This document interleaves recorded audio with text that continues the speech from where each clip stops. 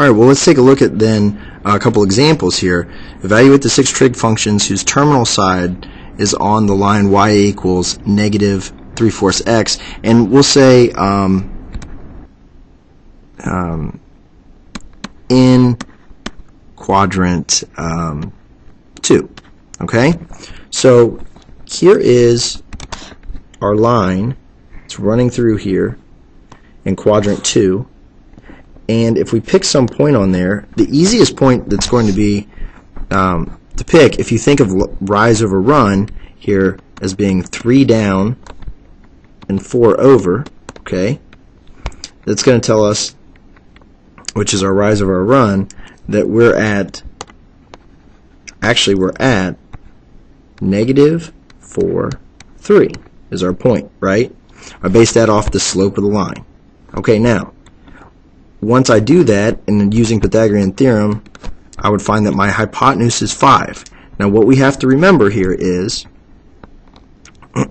that this value, the r value, which is what I just found here, the distance, r is the distance from the origin, that's how we figure that out, which again, r equals the square root of x squared plus y squared here, is always positive. So if the 5 is positive, the 4 is negative, the 3 is positive. Once we find that, we have to understand and remember that when we evaluate trig functions in these other quadrants, we have to use their reference angle, which we'll talk about again here in a minute. But we'll have their reference angle here, and so we need to refer to this. Once we pick a point on the terminal side, becomes real easy. Say sine is going to be its y component over the r. Cosine is going to be x over r. Tangent is going to be y over x. Cosecant is going to be the reciprocal of sine. Secant, the reciprocal of cosine. And cotangent is going to be the reciprocal of tangent. And those are the 6 trig functions evaluated there at the angle whose terminal side is on that line. Okay? Next, evaluate the 6 trig functions for the angle theta equals 180 degrees. Okay, well, this one's a little different because we really can't draw a triangle. But if you look at how we've defined our coordinates here, or our our trig functions, this becomes pretty easy. Now, I have a circle drawn on here, and you could pick the point 1, 0, but it does not matter. So just for the sake of, I don't know, seeing what how this works, you can pick whatever. I'm going to pick negative 3, 0. That would be a point on the terminal side of my angle at 180 degrees. Okay?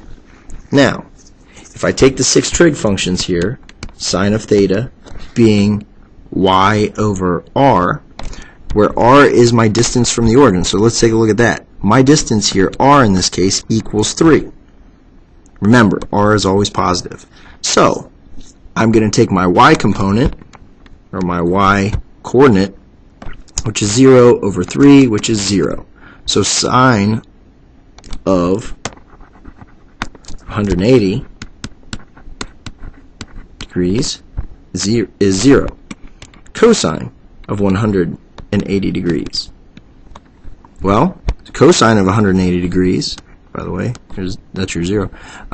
Cosine of 180 degrees is going to be your x coordinate over your r, which is going to be negative 1. So cosine of 180 degrees is negative 1. These things should be confirmed on the sine and cosine graphs. I mean, this should make sense. Tangent of 180 degrees equals my y over my x. So in this case, tangent is also equal to 0, which makes sense because sine equals 0. Tangent is sine over cosine. Then to figure out our reciprocals, it's pretty simple. We're going to have cosecant is the reciprocal of sine, so you could call that 1 over 0, or if we define it the way that we have been using the coordinates, we could say that cosecant then is 3 over 0, which is an undefined amount. Okay? So at 180, cosecant should be undefined. Secant of 180 is going to equal 3 over negative 3, which again equals negative 1, again the reciprocal of cosine, and cotangent of 180 is going to equal negative 3 over 0, which is undefined. Okay? So that's how you deal with an angle that falls on one of the quadrant, in between the quadrants. You pick a point and then you think about how it's been defined according to its coordinates.